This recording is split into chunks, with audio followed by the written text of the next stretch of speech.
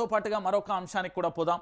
Right, ఇక పంచాయతీ కార్యదర్శులు అప్పుల పాలవుతున్నారు. 6-7 నెలలుగా పైసా విదల్చని రేవంత్ సర్కార్. చిన్న గ్రామాలలో మరింత ఎక్కువగా ఇబ్బందులు. వీధి దీపాలు మార్చేందుకు పైసల కరువు. రోడ్ల మరమ్మతులు, పారిశుద్ధ పనులు అన్ని సెక్రటరీ పైనే. అప్పుల కుప్పలలో కూరుకుపోతున్న సెక్రటరీ. లక్షలలో అప్పులు చేస్తున్న పైసా ఇవ్వని సర్కార్ అంటూ కూడా చెప్పిన పరిస్థితి. అది ఉమ్మడి నల్గొండ జిల్లాలోని ఓ గ్రామం. గత ప్రభుత్వ హయాంలో ఆ తండా నుంచి గ్రామ పంచాయతీగా అప్గ్రేడ్ అయింది. అక్కడ ఏ పని చేయాలన్నా ప్రభుత్వం నుంచి నిధులు రావాల్సింది. ఆ పంచాయతీకి వచ్చే ఆదాయం ఏమీ లేదు. ఇంటి పనుల రూపంలో వచ్చేది చాలా తక్కువ. గ్రామంలో స్ట్రీట్ లైట్లు లేకపోయినా, రోడ్లకు మరమ్మతులు చేసిన, తాగునీటి లైన్లు రిపేర్లు అయినా ఆ నిధులలో నుంచే చేయాలి. తండాకు సాగునీరు అందించే బోరు మోటారు పారైంది. నీళ్లు రావడం లేదని ప్రజలు గొడవ చేశారు. సర్పంచ్ లేరు, ప్రత్యేక అధికారి నెలకు 2 నెలలకు కానీ గ్రామానికి రారు.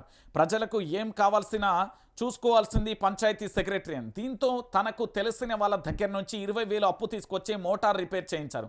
ఇంతలోనే నర్సరీ ఏర్పాటుపై ఆదేశాలు వచ్చాయి. దీంతో మరో 20,000 పెట్టి ఎర్రమట్టి తీసుకొచ్చారు. ఇలా గత 6-7 నెలల్లో పంచాయతీ సెక్రటరీ దాదాపు 1,00,000 అప్పు తెచ్చి గ్రామానికి ఖర్చు చేశారు. ఇప్పటి వరకు సర్కారు నుంచి రూపాయి రాలేదు.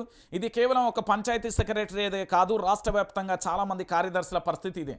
నేనేమంటున్నానంటే, కార్యదర్శులారా మీరు సింపుల్గా చెప్పుర్రి. ఎందుకు అంటే, పైసలు లేనప్పుడు మీరు కూడా ఏం చేయలేరు కాబట్టి రాష్ట్ర ప్రభుత్వం తెచ్చి చేయమంటే మేము ఎక్కడ సార్, మేమే పేద బడుగు బలహీన వర్గాల నుండి కష్టపడి వచ్చి ఉద్యోగాలు చేస్తాను, మాకు పైసలు ఎక్కడి అని చిన్నగా చెప్పారు.